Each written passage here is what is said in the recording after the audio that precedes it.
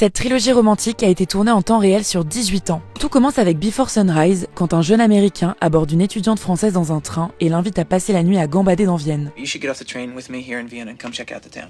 What? It'll be fun. Et là vous vous dites, c'est hyper cliché, on sait déjà qu'ils vont tomber amoureux. Sauf que vous n'avez qu'à moitié raison. Oui, c'est le coup de foudre, non, c'est pas du tout cliché. Chaque film suit la relation de Jessie et Céline à un moment précis de leur vie. Dans Before Sunset, l'histoire continue à Paris, 9 ans après leur rencontre à Vienne. Dans Before Midnight, on les retrouve cette fois-ci en Grèce, 9 ans après Paris. Et les 9 ans qui séparent chaque film, c'est exactement 9 ans dans la vraie vie entre chaque tournage. Ce qui rend le tout ultra crédible. Les acteurs grandissent en même temps que leurs personnages et on a l'impression de vieillir avec eux. Et si ça marche aussi bien, c'est parce que derrière la caméra, il y a le mec le plus patient du cinéma, Richard Linklater. C'est lui aussi qui a réalisé Boyhood, dans lequel il a filmé le même gamin pendant 12 ans. Pour terminer, et vous terminez au passage, l'idée du film est née d'une histoire vraie. En 1989, Richard Linklater rencontre une inconnue dans un magasin de jouets à Philadelphie. Ils passent la nuit ensemble à se balader, refaire le monde et se faire des petits câlinous. Et contrairement au film, ils ne se reverront jamais.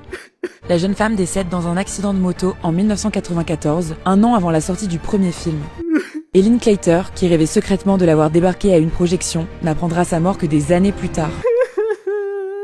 Allez, maintenant on va tous se consoler devant la trilogie, dispo sur Ciné+ OCS avec Canal+.